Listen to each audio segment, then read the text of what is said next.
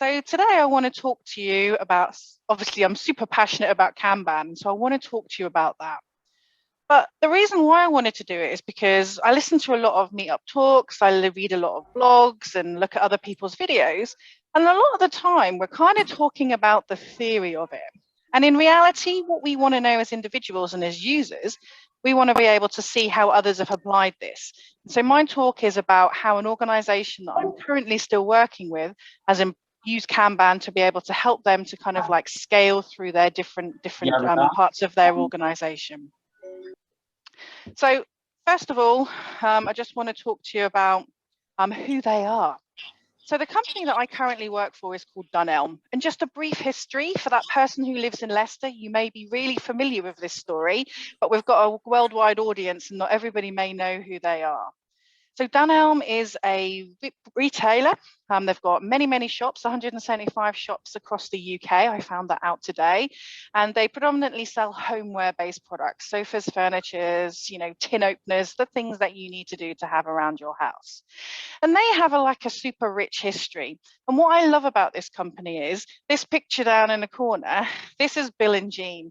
And they started it all in 1979, the year that I was born, and they had a market stall. And when they first started off this market stall, they were selling scraps, offcuts from Marks and Spencer's and other companies, and they were making their kind of like living that way.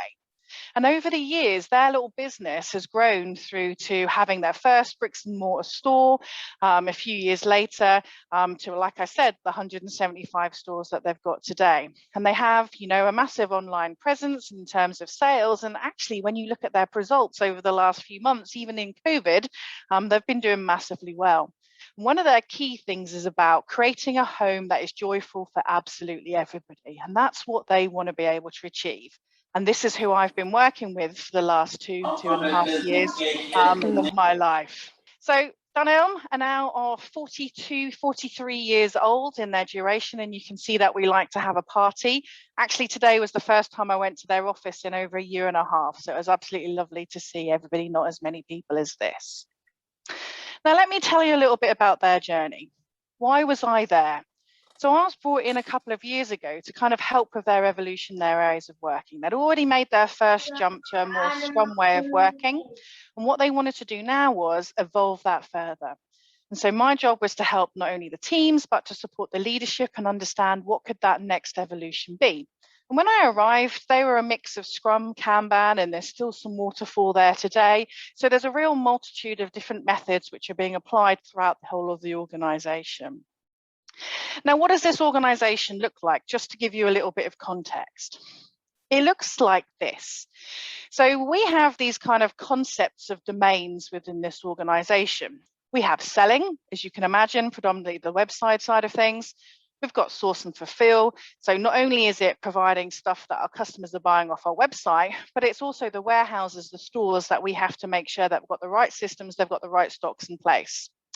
Enterprise is really about SAP services, how we underpin like our sales within our store, our finances, and within there as well, we've got support to finance. Platform, making sure that we've got a platform, the right pipelines to get things out, and data, pretty clear. So this is kind of like how we're set up. And each of these domains, selling, source and fulfill, enterprise, platform and data, they have their kind of own little ecosystems. But equally, these ecosystems can't live without one another. We all have to work together at certain times to be able to deliver the whole. So it's fair to say work happens within it, but work spans across this as well. So this is how we're physically set up. Now, where did I get my inspiration to do this stuff that I'm going to tell you about? Well, it comes from a fellow Kanbaner, Klaus Leopold. Now, he talks about something called flight levels. And whilst I have not copied it word for word, I have taken heavy influence from this to be able to inspire me to what we see today within this organization. So definitely worthwhile checking out the Flight Levels Academy. He has his own meetup group himself, loads of videos online where you can get more information about this. But he ultimately talks about different levels within your organization. That first level at the bottom, this is about an operational level. So for me, these are the teams that are working day to day. These are my Scrum and my Kanban teams that are working to deliver that good working software out of the door. And to do that, they will have their own visualizations. But at this stage, they may be uncoordinated in how their efforts hang together. Now, this is also known as level 1, but ultimately is operational and it's uncoordinated. Now, level 2, that middle layer, this is not a hierarchy. Think of it as a big feedback loop in how we work together. Level 2 is where you start to bring that coordination together. So you might have multiple teams working together to deliver the whole, and you may use a level 2 a visualization or system to be able to support you with that. So this then helps us to bring that end-to-end piece together. And at the higher level, he talks about the strategy, the level 3. And this is about prioritized view, single view of holdings, what it is that you're physically working on. So using Kanban through the flight levels helps you to scale up and control your flow of work within your organization. And ultimately, that's what you want to do. You can only get so far in agility by kind of working and limiting work in progress with the teams. You need to be thinking wider in the wider organization, how the work comes in from the portfolio, if you call it that, all the way to those teams, because you need to control that work in progress at all levels. And so my story is about something around this. So what does that look like in my world? You've seen the organization, you've given me a bit of a flavor about what flight levels looks like. For me, this is just the picture that we use. Down the bottom, I've got multiple different products development teams.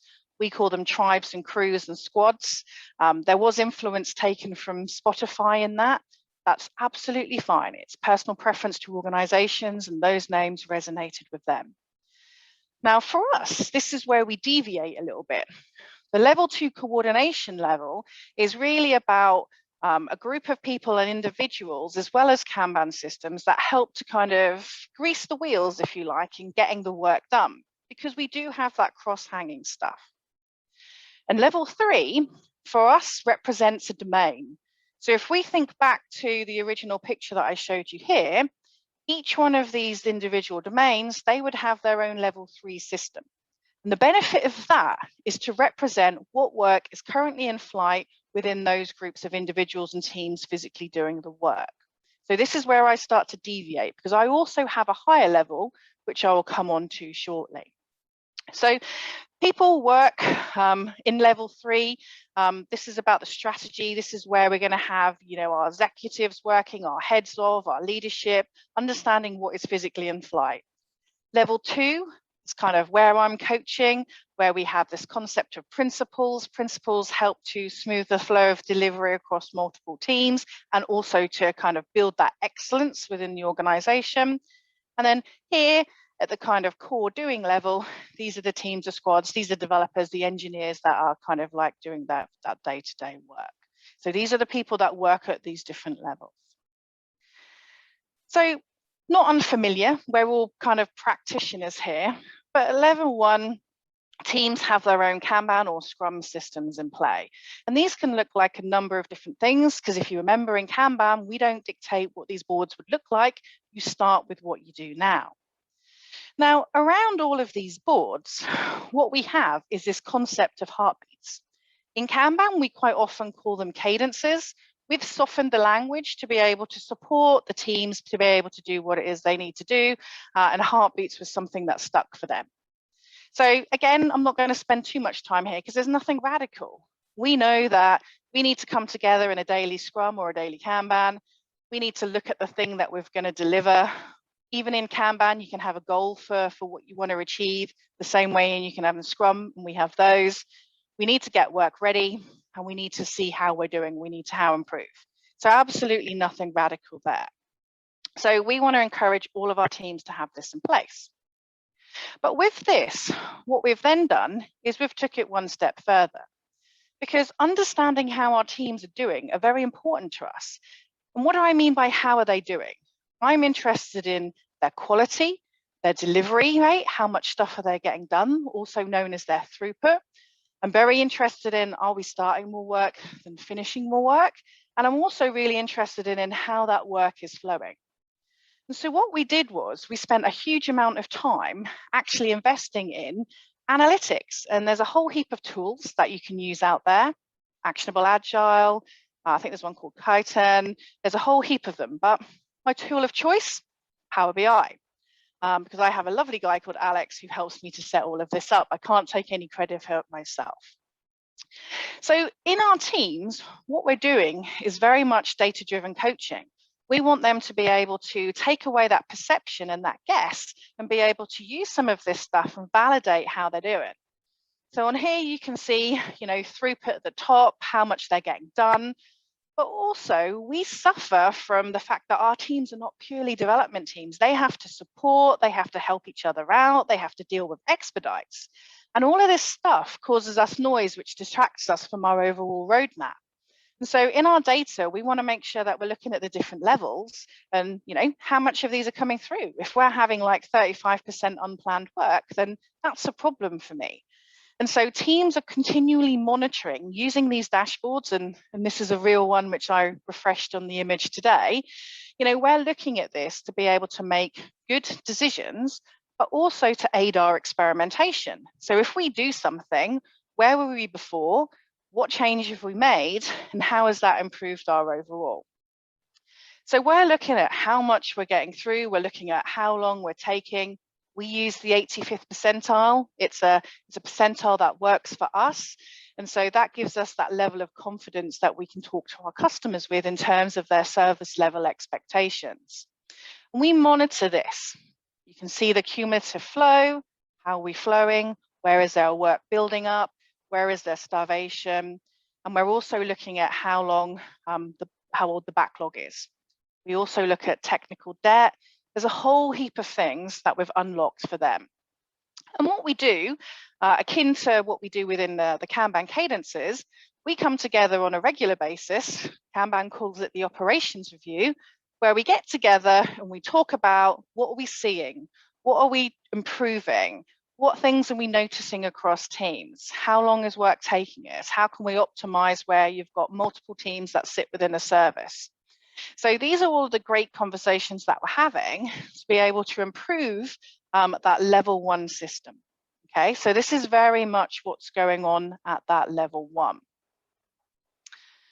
So what happens next? Well, then you have level 2. Someone's drawn on my screen. So at level 2, what we're really looking at is that coordination layer. So there's a whole heap of different boards that you can have here, and some of them it's not unfamiliar to have, for example, issues and risks listed on there, but you're also talking about higher level epics or features that you're physically working on as a group of individuals. So around that, what we typically tend to do is have another set of heartbeats. So we need to be aligned in terms of our technical designs. So teams are fully empowered to make decisions. They just need to come together. If they're working on something particularly difficult, they need to come in and share to make sure that people who can work on anything in the system understands that thing and agree with what they're doing. We have this concept of a GSD.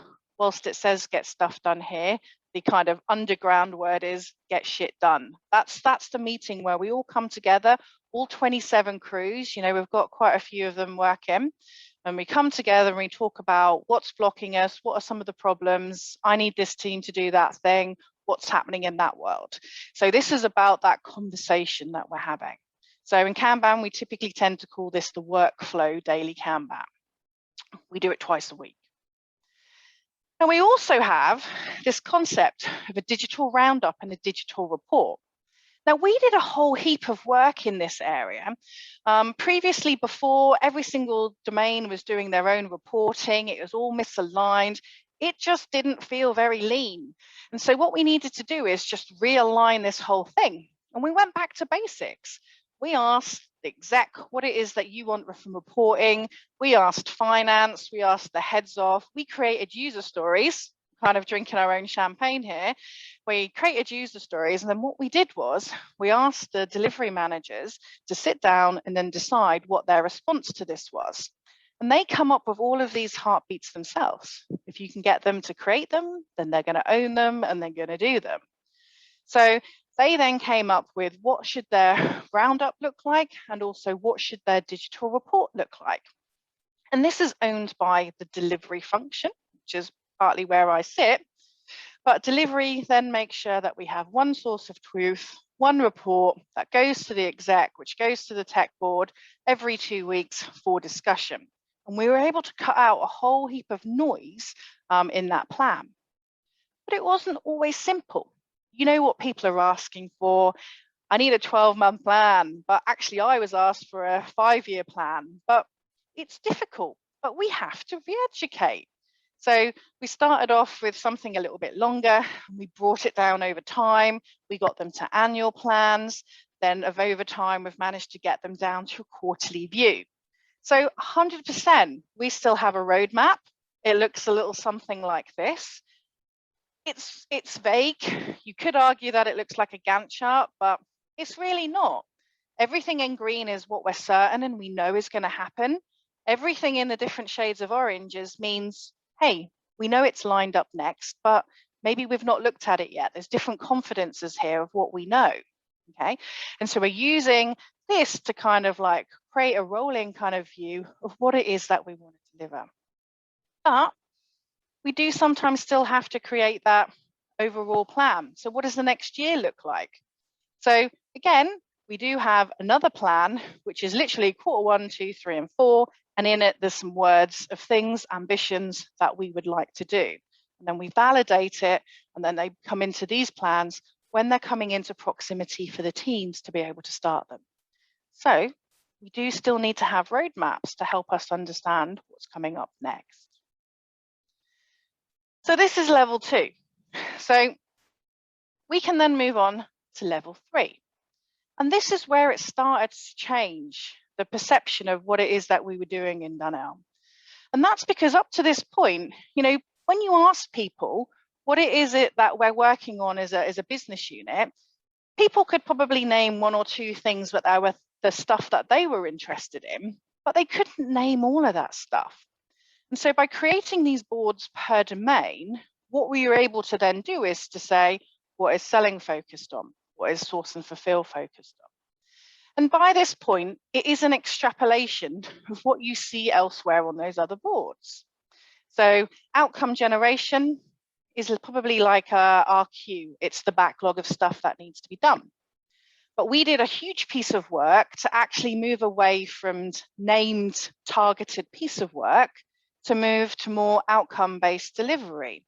And so rather than it saying, you know, deliver me, I can't think of an example, we give them an outcome. So the outcome could be reduce basket dropout by 15%. It could be something like that. And what we then want to have happen is to use the knowledge of our product managers to be able to go out and do market research and experimentation and understand what it is our customers are seeing, feeling, and hearing. And then what we do is we also listen to our tech teams. So what do they see? What do they observe? And so being able to create the solutions is a combination of market research, understanding what our customers want, and what ideas have we got generated within the organization, rather than just a pure tell, do this thing, we're leaving that innovation. And we've found that that's really created a culture of buy-in, so engineers are feeling really engaged with the work that they're being asked to deliver. So we take this outcome, we look at it, we come up with some ideas, some bets on how we're going to do it. We put some high-level meat on the bone, and then it moves into refinement. And this is where product takes it. They continue to work with the team. They break it down, all of those great things we do. User story mapping, still involved here. And we also do exercises around how we have to coordinate and work with other teams before it then moves into development. And after development, production, ops. And you can see at the end there, I've got like an ROI analysis. But don't be fooled. I'm not waiting to do all of the kind of like ROI at the other end, return of investment. We're constantly looking at this all the way through. If our goal is to reduce basket dropout, then we're looking at those stats. If we have 20 epics and we deliver 5 and that actually solves our problem, then that gives us the freedom to be able to stop and make decisions from that point. So we want to be able to bring those insights to our teams to be able to make decisions with product about whether we stop, hold, do more, or do something different. And then the ROI here you see is maybe a lagging indicator. Maybe we need to wait for a little bit of time before we can actually make an impact on the kind of figures. So that's an optional one that you might choose to use. So we have 5 of these boards. These, who are they owned by? They're owned by what's called our principal delivery managers. And the principal delivery managers, they have their own teams, but they're also responsible for the end-to-end service delivery of the teams that work within their own domains. And they're maintaining and speaking to all the necessary people to make sure that we understand what it is that needs to be delivered and how long it's going to physically take. Okay. So these are what our level 3 boards look like. And we have heartbeats around these. We come together regularly to talk about what's happening, what's delayed, what's ahead of schedule, because it works both ways, and also what asks do we have. So what do we need to have happen to be able to help us to deliver this thing? So everything in these flight levels is a big communication loop. It's a totally flat structure. Anyone can access these at any given point in time. There's nothing hidden here whatsoever. It's open to absolutely everyone. And I think I can hear you asking, what tool do you do this in? And here I could go on a rampage about the good ones and the bad ones. What do I do this in? I do it in Jira. Yeah, good or bad. I can do what I need to do within it. I'm sure there's better tools and people feel passionately about those, but there's no reason why I can't make this work within that, because that's what that organization has chosen. So all of this is built separate boards within Jira to be able to manage that flow of work end to end. So what data do we have around this? Whoa, here's another dashboard. So now I've got slightly higher extrapolated ones. So I'm looking at how many production releases have we got? The exec like that. And so they're interested in knowing how they're doing. I'm also looking at escaped defects. So this is the stuff over here. So how many things are we putting live and we're having problems coming back from? So this is one of the DORA ones, you know, the kind of like top 4 that, you know, that book, which I can't remember the name of, talks about, you know, a key to absolutely organizations. And I totally agree with it. More recently, I'm also looking at throughput by month. How are we doing? Are we getting more done? Are we plateauing? And again, I can break it down to the type of work by domain. I can look at it in all of these different kind of ways. Each domain has their own cumulative flow diagram. And you can see there's really kind of like long lines. So there's not things moving very quickly. But hey, we're talking about big outcomes. And right now, outcomes take me just under 4 months to be able to get them delivered. And so they're not radically moving through at the pace that you would potentially expect from teams. So that's why you see these long lines. But what I'm looking for here is demand and capability. So there's so much demand coming through and a teeny tiny bit of capability. This tells me that there's a mishmash and expectations of what's going to be happening. So now I can have a conversation about how much we're doing versus how much is coming in and queuing and what we can do about some of those things. So I'm looking at this. I'm also looking at that unplanned work. I'm looking at how many expedites are we having. I'm having a look at how much support are we doing, because unplanned expedite and support, this takes us away from our roadmap and where we want to go. And for those of you that were at the Troy McGinnis session about, you know, blocker clustering, if not, watch that video. It's amazing. We do blocker clustering around the problems that we're seeing to work out how we can fix or whether we should actually fix some of those things to be able to help to keep the teams focused on that roadmap. So we're using lots of different techniques to be able to support us. So what do we do with this information? Our exec sees it. Now, it took us a little time to get there. We had to start them off with burn-ups. They love burn-off charts and they understand how to read them because we use those as well. But what we do is we kind of like every month, we do a show and tell. So 1 month we'll say, this is throughput. Another month we'll talk to them about releases. And we keep it real by saying to them what it is we need. So an example of that is 1 month we were finding that we had a whole heap of unplanned work because priorities were changing from them. And so what we were able to do was to then say, we need you to stop changing these priorities because this is the impact, and look at it on this chart. And they listened to us and they were able to enact change, which meant we could bring stability back to those teams that we needed. So this is something that they see now, much of it on a monthly basis. But there's ultimately more that we can do to be able to support our teams, and it's bringing those insights up this levels to be able to help us make the right decisions about the work coming in. So each level, I have my own insights. They all have their own cadences. We're very clear. We've documented them down.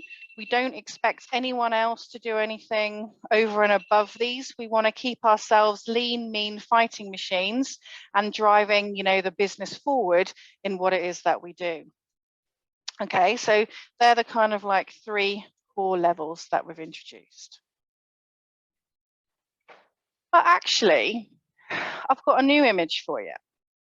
So not only do I have selling, source and fill, and they all have their own level 3s, there's a real need to have that kind of, I'm such a geek here, it's the Lord of the Rings, one board to rule them all, if you like. So the enterprise or the lean portfolio, whatever you want to call it, we've actually created a 4th level. Klaus Leopold will probably argue that it's just another level 3, a different perspective. But hey, my clients wanted to call it something different, and that's not the biggest fight that I've got on my hands right now. So they wanted to call it level 4. And for me now, this board represents everything that is currently going on within this organization. And that is a diamond, because never before have we been able to do that. The CEO says to me, "What are we working on, Helen?" And I can flick open a board. And it's not just me doing this. I see the other people in the organization utilizing these things to be able to help them make decisions, to list them in the priority order that they want. And what we're able to do now is, and this is the hard bit, but if I can nail this, then that's going to be awesome. But now we need to work out, what are our work in progress limits across all of this? So if we understand what our level 1 systems can deliver, their delivery rate, I can take that and look at their level 2 systems to work out, how many outcomes are we working on at any given time?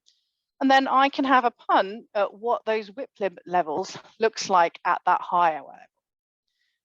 But it's not as binary as the WIP limits on the lower level. It's not like, based upon the capacity of the teams and on per person. At the higher level, you're talking about big things, you're talking about medium things, small things. And so what you find here is you have ranges. So I might say you can have 5 large things, 10 medium things, and 20 small things. I just made those numbers up, okay? So I'm talking now ranges, but it's giving us an idea of what we're capable of. And this brings us back to demand and capability. Level 1 systems and level 2 systems help us to understand that capability. And that higher level 1, the work coming in, that represents the demands that we need to be able to fulfill. And this is what our leaders are always asking us for. How much people do we need to have? How much can we achieve? I need them to be able to say their top 5 things in this priority order to enable our teams to be able to kind of do what it is that they do. And by truly controlling your organization's work in progress through all of these different levels, then it's kind of where you want to be, because it's then thinking about it at the whole organizational rather than just a problem that the teams have to deal with themselves. So this has been in place now for 2 years. How did I do it? Well, nobody came to me and said, "Oh, Helen, we want fight levels." It doesn't work like that. And actually, they didn't really know that they had the need, want to do this. So what it is that I kind of did was worked at the team level. And then me and my good friend Craig, we started to create what would level 2 and what level 3 systems would look like. We then trained the whole of tech, pretty much the whole of the organization. And from that, people could see then the value and you know, start to kind of conceptualizing how these boards. And I think the real money shot was when kind of CIO at the time said to me, Helen, what are we working on? And there was one place, and it wasn't in 20 different PowerPoints, and it was real time. It was real information, not something that was 3 weeks out of date. And so therefore, the organization saw the value of it and started to embed it. And equally, you can't just introduce insights there and then. You have to address psychological safety at team level. You have to coach at leadership level, that it's not gaming the system. It's not, you know, is one area better than another area? There's no one chart that rules them all. It's a combination of much information. And this is why I call it insights, because there's a story to tell. This takes time to embed and be able to create the ability for people to feel safe to do it, and also to educate the leadership to be able to read some of these things. Okay, so it took time to be able to implement this. And here's what our level 4 board looks like. It's not like super radical. Again, it's like a higher level, but I'm interested in the demand that's coming in. And I use different swim lanes to represent different kind of like ambitions that we're trying to go towards. And we have a triage, a pre-shaping, so not even in the sphere of influence of the teams right now. This is kind of like business discovery before we move into development and done. Okay. And if you want more information about, you know, the work that's happening, you've got all of the other different levels, and you've got people, you've got feedback, communication in those loops to be able to help answer some of those questions. And we haven't really established what the cadences are around this as of yet. That's something that we're still working on. But ultimately, this board will represent any waterfall, Scrum or Kanban teams. We've got a real mismatch in the whole of the organization. Absolutely everything will be on here. Did I mean everything? Probably not. Let me qualify. So if you think about the work flowing through here, at level 4, I probably don't need to know something that's really small, some refactoring that's happening. So I have this concept of rocks, pebbles, and sand. The stuff that I want to see on the level 4 board is the big pebbles, the big rocks, the big things, cross-hanging, all of that stuff. But I accept at any given point in time, all these level 1 systems, they're working on sand. These are the little things that they need to do to evolve their platforms, to build, you know, improvements, small change for customers, support, all of that. You know, I'm not expecting every single item to be on my level 4 board, but they will be somewhere within the system, and the system is controlling the levels to make sure that we're paying off the roadmap we want to do, as well as maintaining our own service standard and the things that we want to achieve at team levels. So it's not micromanagement, it's about understanding those rocks and pebbles that we want to work on. And something that we've introduced recently, I haven't got a slide to show you this, and I'm going to stop in a minute so you can grill me with loads of questions. But something we've also kind of like experimented with is we need to be more coordinated. When I have something, an outcome that has to work across all of these domains, because it does happen, we have to kind of sit down together and plan. And so we have a planning session every 3 months where we come together and we accept that that thing could be thrown away if the world changes, as it does these days. But the teams come together and they talk about what's your priority versus their priority. Have we got enough bums on seats to be able to kind of do these types of things? And the exec is at those conversations. And if it comes down to we can't do this because we don't have the capacity to do it, then decisions will be made around those priorities. And that's really cool because we didn't have that before. And we know that systems are going to change. And the reason why we introduced it was because what was priority in platform, for example, wasn't priority for the selling domain. And so we didn't have alignment. And so that was one of the final things that we needed to do to kind of help us to hang those priorities, other than the exec saying what those priorities are, together. So that's our hidden level. And we constantly are looking for new insights to help us to kind of innovate. We do health checks. Again, we stole some ideas off of Spotify. Why would you not? They've done some really great work. And so every 3 months, we run across all the organization, all 27 tech teams, and we hope to go into the business. But we run health checks to understand how they're doing. They don't always go up. Sometimes they go down. And we then take time to talk to the domains about all of this stuff, because not only is quality and, you know, number of releases important, how happy are our people? How autonomous do they feel? You know, how much community and fun are we doing? Culture is a huge part of what we do at Dunelm. And so it's really important that we understand this and we help people to get from their employer, you know, what they want to get from their employer. We want to make it a fun and thriving and vibrant place to work. And this helps us to have that feedback loop along with other mechanisms that are kind of like put into place. So don't forget your people. Whole piece of work around unplanned work. We're constantly running experiments. Somebody came up to me and said, oh, I've got so much unplanned work. From somebody who I will not name, they said, it's all right, just plan 80-20.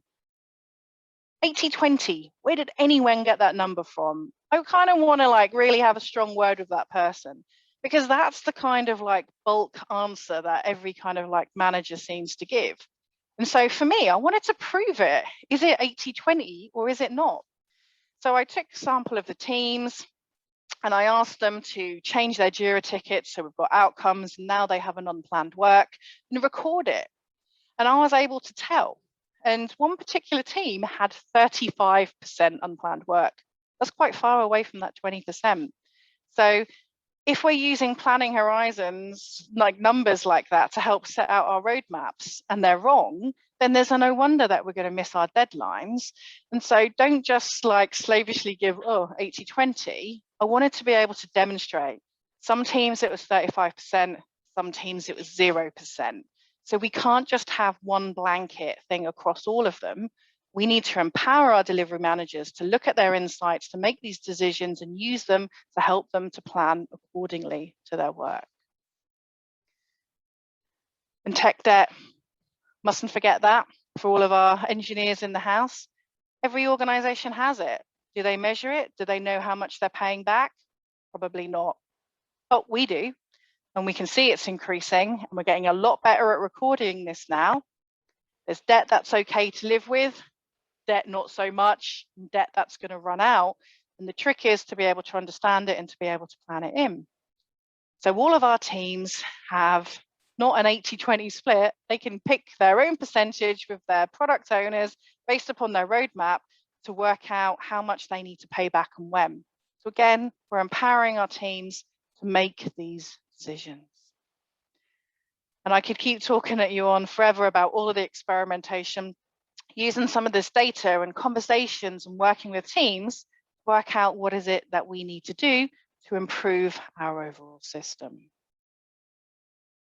So the people of Dunelm, they're absolutely smashing it, in my opinion. I've never worked with an organization that I've actually had to slow down the rate of change because they want to do it all and they want to do it now. And that's a real diamond if you find an organization that allows you to innovate and change their ways of working. They're completely serverless. They've got one of the fastest websites in Europe, and they're very, very proud of that fact. And so they've done a huge amount of work in terms of tech and also in their agility as well. And so, you know, those people should really be recognized for what they've done. I was just a mere part of it, seeding some of those ideas. There you go. That was my whirlwind. I wanted to get through it in 45 minutes because I know you're going to have a million questions, which I've not been able to see, but either you're going to ask me or Vlad's going to ask me if you really don't feel as if you can come on camera to ask me. So fire away. What questions have you got? Anybody want to take a live question before I start asking the ones in the chat? Just a quick question, Helen. Thank you for this sharing, really, really full of insights for me, particularly about scaling. How you define the concept of done when you are thinking about aggregations of something? I mean, for a story, it's clear what done means, but when you are aggregating stories in epics, initiatives, or at portfolio level and what else, how you define done? Yeah, I mean, there's nothing radical here, because really the kind of level 2 boards, which represents the outcome or the feature, they're an aggregation of the lower level stories from the different teams. And the teams are responsible for their own definitions of done or explicit policies, depending on your method you're using. And so what they're doing is they're creating software towards that, but also we have a strong quality policy around, how we're working together to be able to make sure that, if there is any integrations that need to be done, that they are frequently doing that and they're testing it. We have automation to be able to support that. So the policies that we would have a level 2 or a level 3 board are very much different, but they take influence from the lower part of the system for us. So the teams are responsible still for the products, the quality. I don't know if that answers your question or gives you a new question. At level 2, when you have this initiative at level 2, done means everything that is at level 1 is done? Or... Yes. Okay. Yeah. Thank you. Yeah, cool. Good to see you, Corrado. I think, Daniel, you were next. Go for it. So just a quick one. So you mentioned that you're using Power BI as a source for the reports. So I figured, do you have some, is this some kind of plugin, or do you use Jira extracts from the REST API? So there's a whole heap of technical words there, but basically what we do is we have built an extractor within our own organization. So we suck out the data out of Jira, because there's extra stuff that you can get hold of that you can't normally get hold of. And then what we've done is we've built a suite of stuff within Power BI with the aim to then hand it over to the organization so they can maintain it. Yeah, I thought so. So the basic Jira reports, or what Jira does, is just, sorry to say, crap. Some people love them, some people hate them. For me, they don't quite meet what I need to do. And so that's why we've created our own. Yeah, it's just a minor quibble that if I get some deeper questions that I cannot answer them because I don't know how Jira constructs those reports, right? So this is why I also would prefer to extract the data and construct or create my own reports so that I can really drill deep. And if anybody has questions, so I can explain how that report comes to life. Thanks. Yep. Good to see you, Daniel. I think Reese was next. Hi, Helen. Yep, thank you. Really interesting talk, sort of next level stuff there. I'm quite interested at sort of a practical level. Everything's connected up in Jira. So who does all that connections? Is it literally every sort of issue from level 1 all the way through to level 4 connected? How do you get people to do that? If so. I think that's somebody else as well. No, they're not connected. They can if they want. But for us, it's fairly obvious, the work that needs to be done. So you'd have parent and childs on your level 1 boards, definitely, if you've got multiple stories to link them together to deliver the whole. But there's no connection between anything on level 2 or level 3. Okay, right. Mm-hmm. Yeah. Right, thanks. Yeah, I've tried this before myself, and sort of tried to connect things in lean kits with kind of with teams, and it became quite onerous, and the point people just didn't get done really. So I was wondering how that would work. Yep, but also we didn't do it at this company, but in another company that we're working with, they have built it so you can have like filter downs. So they have their level 3s and their level 2s all within one board, and then you can just filter the information to be able to see it, and that way you can link some of those tickets together. So it is totally possible, just wasn't a thing that we needed at this particular organization. Great, thank you. Cool. Thanks, Reese. I've got no idea who is next now. Well, had a question if you want to ask it, or I can ask it for you if you want. Yeah. So you've unmuted yourself. Oh, you've not. Okay. So there was a question about retros and other heartbeat meetings are done per squad. Could you say more? What is a squad for them, and why a retro isn't done per crew or tribe? So a squad is effectively the team unit. The people, the 9 or 10 people that are working together. This has all changed recently. So that's a squad. A crew is a collection of people. So they might be working on made to measure, for example. Within that, there's three squads. So it's just a collection of people that are driving towards the same goal. And a tribe is recently been kind of changed, and so selling as a tribe and source and fulfill. So that's how they've chosen to use their kind of like language. It's just teams, collections of teams in a domain.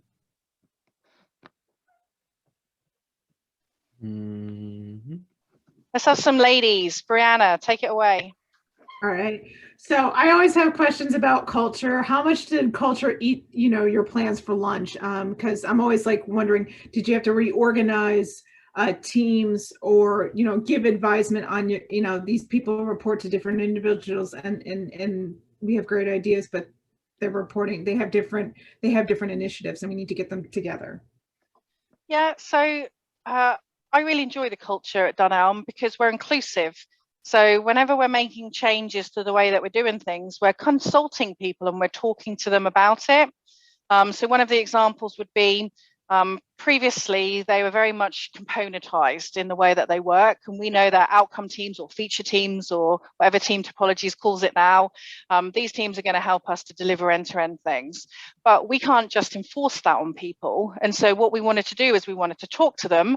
What are their desires? What part of the system makes logical sense for them to learn? How do they feel they're going to best structure themselves? And engineering, for example, kind of like really like led on the decision on what they wanted to do. So I think for us, it's where we can involving those people and doing little things like allowing them to kind of like go into a room and say, actually, we'd like to develop that. And giving the choice to learn something new. So we have like system liquidity maps. So we know what teams can use what systems, what they're closely linked to and what they want to learn. So we use all of this to be able to give them freedom to pick. Obviously, sometimes stuff has to be done. So there was a small mini reorganization, realignment of some reporting lines. But for me, that's just about making sure that you over communicate, you let people know the reasons why you're doing these things and giving them an opportunity to talk about it and ask questions. So they do lots of things to keep their people involved. Yeah. Cool. Let's have another female. Sylvia. Hi, I've got my camera off just because I'm cooking tea at the same time and it's chaos here. Limit your whip. I'm really interested in how you identified unplanned work. That's something I'm trying to do at the moment. So had similar ideas, do a graph like you've got there, but how did you just tag that in Jira with a label or did you use something else? Labels can be a little bit unreliable because spelling differences and all of that. Yeah.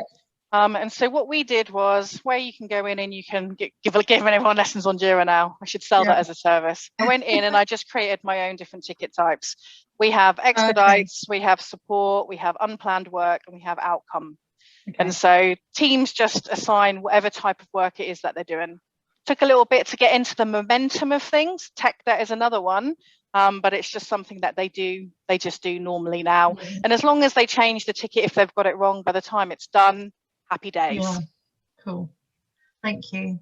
Thank you. Paula, did Paula have one? Sorry, Vlad. I have too many questions. Thank you so much for your presentations. I'll try to pick one or two of the questions. Please choose which you could answer. So one is about tech debt.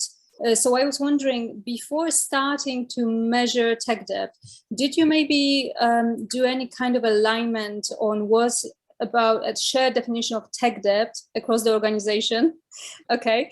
And then the second one is about how you've touched on it already. So that's great, but maybe you could share more about what is the involvement of crews or teams into ideation process and really customer problem solving in building products and not avoiding a situation when the teams are given solutions to work on rather than solve problems.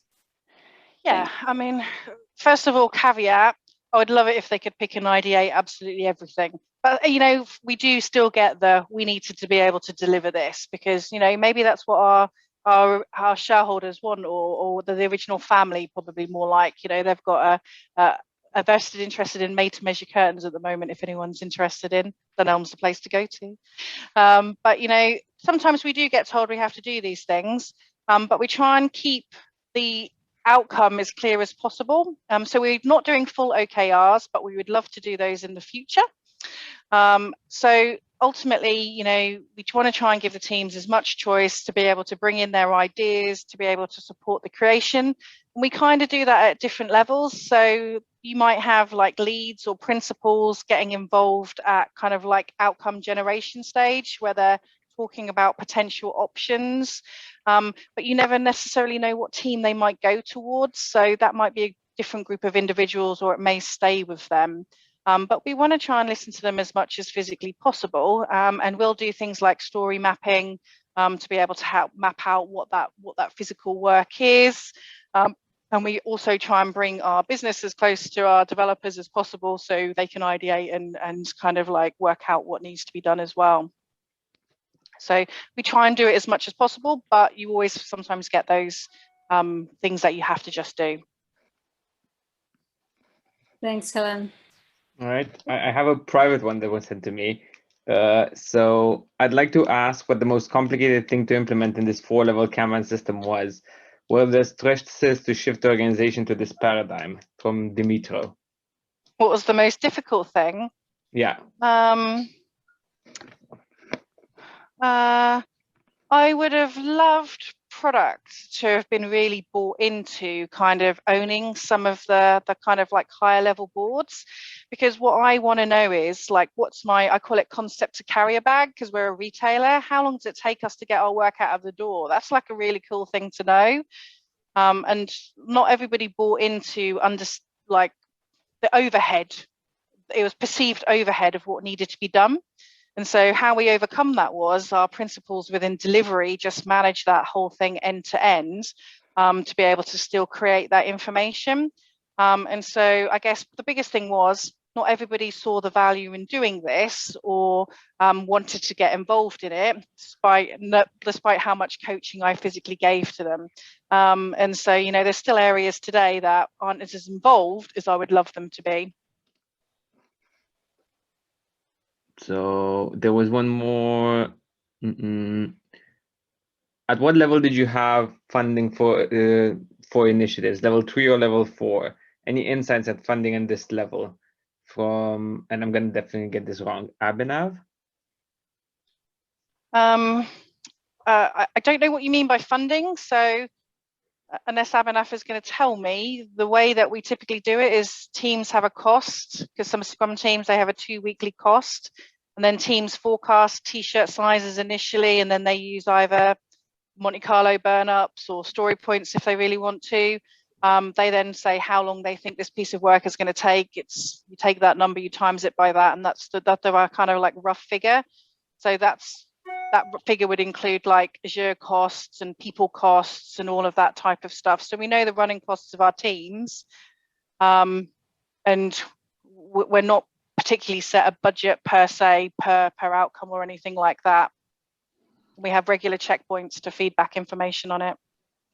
Thanks, Helen. Sorry, I was at dinner table, so I didn't want to say, but that was a good answer. I think I was alluding to is that if there is a proposal at the senior level that they want to achieve something, let's say 15% reduction on the basket realization or maybe dropout rate, there is a proposal on the table, and I think they want to push it through. So how would you go about finding out the cost for doing that in terms to retain the funding?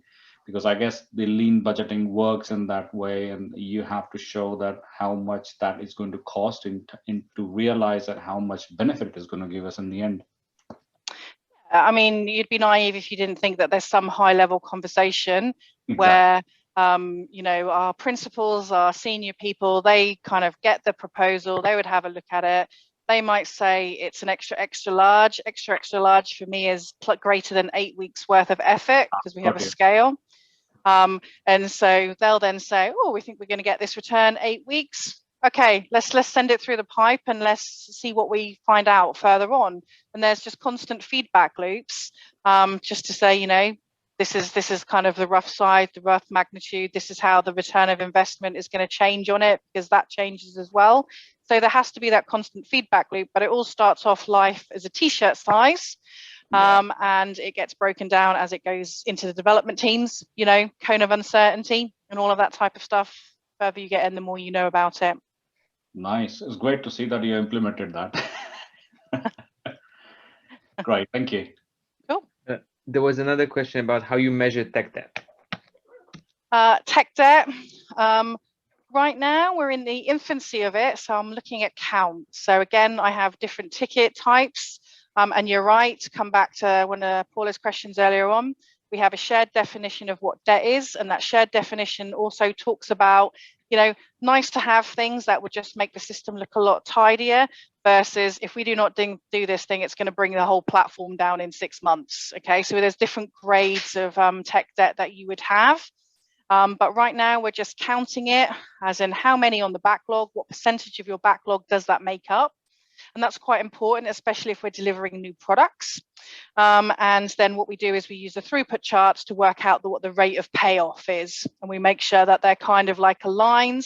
And if we see that one's going up, you know, higher than the other, then there's an opportunity to have a conversation and, you know, work out what we can do in this area if we need to. Right.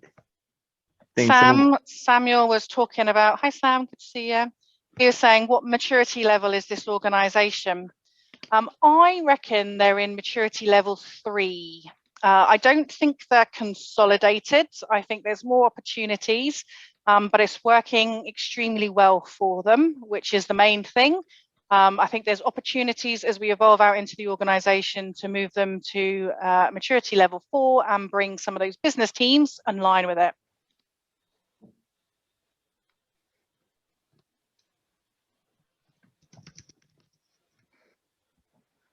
Other questions? Grill me now while you can. Lucas is asking, how do you connect the boards? Like I said, I don't.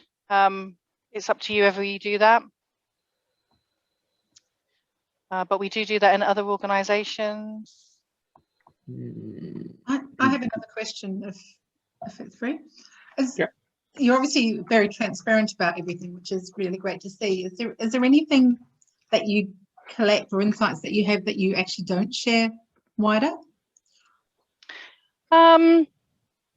So the level 1 insights, the teams, because I want to create that safety.